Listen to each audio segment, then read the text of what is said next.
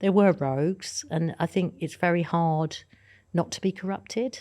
You know, if you're a guy and you've got a young family and you're getting your £100 a night as a doorman, and then somebody approaches you and say, just let him go in and there's 500 quid. So we were always, you know, compromised. It was very, very difficult. And one night we had a night there, and it was pretty obvious that the promoters were working for a firm, and it ended with a murder, actually, at Bagley's.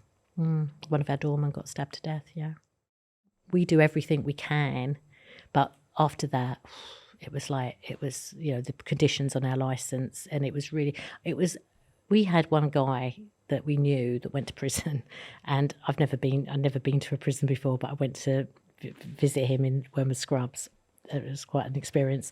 And I remember thinking, God, it's easier to get in here than into Bagley's, you know, metal detectors, false searches.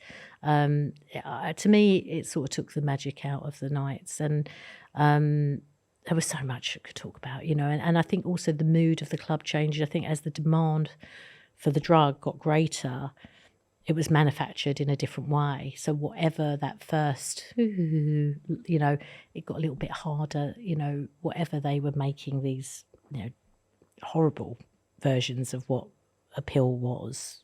The music got harder, you know, guys were sweating and taking off their top. It sort of, so I'm not at all taken away from the music experience, because the music was always excellent, but something happened where it didn't feel as friendly and as lovey as it is. The police, you know, it did get nasty, some of the scene.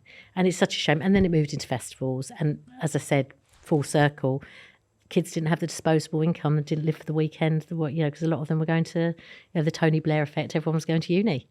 If you're wondering where that clip came from, check out the full episode on our YouTube channel.